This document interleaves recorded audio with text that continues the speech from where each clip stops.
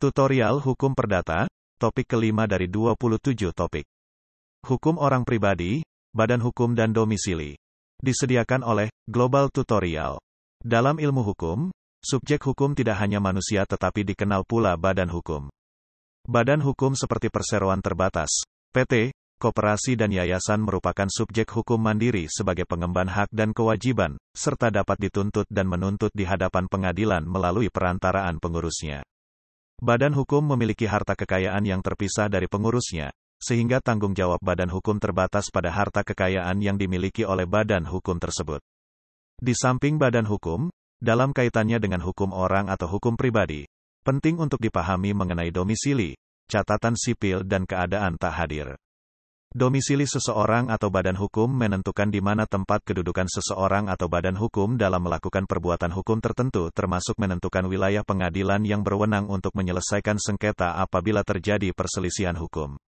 Sedangkan catatan sipil penting dalam kaitannya dengan status hukum seseorang, misalnya status anak yang dilahirkan, status perkawinan dan lain-lain. Selain permasalahan badan hukum, domisili dan catatan sipil, penting juga untuk dipahami pengaturan tentang keadaan tak hadir. Hal ini penting khususnya untuk menentukan bagaimana kelanjutan tentang hak dan kewajiban seseorang, apabila seseorang tidak diketahui keberadaannya. Seseorang yang hilang atau tidak diketahui keberadaannya perlu diatur mengenai kapan hak-haknya dapat beralih kepada ahli waris dan siapa pihak yang seharusnya bertanggung jawab tentang kewajiban-kewajiban orang tersebut. Badan hukum. Sebagaimana halnya subjek hukum manusia, badan hukum pun dapat mempunyai hak-hak dan kewajiban serta dapat pula melakukan hubungan-hubungan hukum, baik antar badan hukum maupun antar badan hukum dengan orang, manusia. Dengan demikian, badan hukum ini adalah pendukung hak dan kewajiban yang tidak berjiwa sebagai lawan pendukung hak dan kewajiban yang berjiwa, manusia. Pembentukan suatu badan hukum dikaitkan dengan tujuannya ada dua macam. Pertama, badan hukum yang bertujuan untuk mengejar keuntungan ekonomi. Contohnya, PT, koperasi, DEL. Kedua, badan hukum yang mengejar sesuatu yang ideal. Contohnya, yayasan atau partai politik. Berdasarkan pendiriannya, badan hukum dewasa ini terdiri dari dua macam. Pertama adalah badan hukum yang sengaja dibentuk dan didirikan oleh pemerintah berdasarkan ketentuan peraturan perundang-undangan guna mengejar tujuan negara yang bersifat ideal, misalnya badan atau organ pemerintah. Kedua adalah badan hukum yang didirikan oleh perseorangan, baik warga negara Indonesia, WNI, maupun warga negara asing, WNA, yang mendapat pengakuan dari pemerintah guna mengejar kepentingan yang bersifat ekonomi atau ideal. Prosedur pendirian badan hukum ini didasarkan pada ketentuan peraturan perundang-undangan yang berlaku. Untuk PT misalnya berdasarkan Undang-Undang Nomor 40 Tahun 2007 tentang Perseroan Terbatas.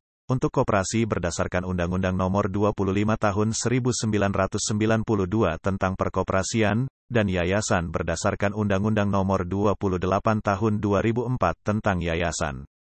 Domisili. Domisili adalah tempat di mana seseorang dalam kaitannya dengan pelaksanaan hak-haknya dan pemenuhan kewajiban-kewajibannya setiap waktu dapat dicapai sekalipun dalam kenyataannya orang tersebut tinggal di tempat lain. Jadi, yang dimaksud dengan domisili adalah tempat di mana seseorang oleh hukum dianggap selalu hadir. Domisili ini diperlukan demi kepastian hukum.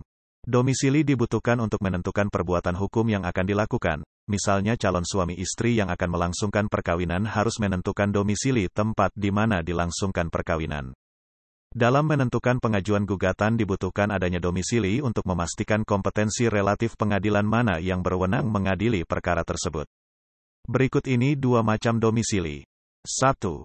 Domisili yang sesungguhnya, yaitu di mana seseorang atau badan hukum melakukan kewenangan perdata pada umumnya.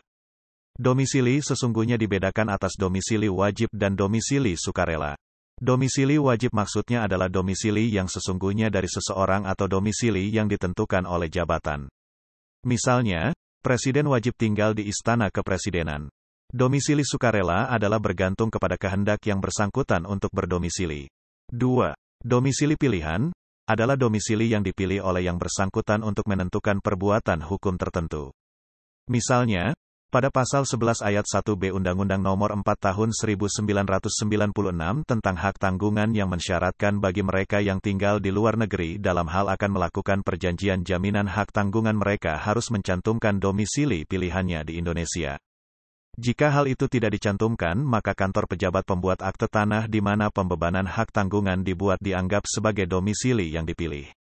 Rumah kematian dianggap terletak pada domisili yang terakhir.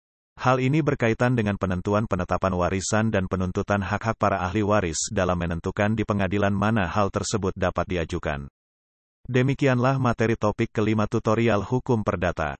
Channel Global Tutorial dipastikan sangat bermanfaat bagi siapa saja yang ingin menambah wawasan, termasuk mahasiswa perguruan tinggi negeri dan swasta manapun di Indonesia. Video tutorial juga dituturkan dan disubtitelkan agar dapat ditonton, dibaca sambil didengarkan. Jangan khawatir jika belum langsung paham. Untuk pemahaman yang lebih baik, putar dan dengarkan video ini berulang-ulang. Subscribe dan like, agar Anda mendapatkan update tutorial lainnya. Bagikan juga link video ini, agar teman lain juga mendapatkan manfaat channel ini. Sekian dan terima kasih. Sampai jumpa.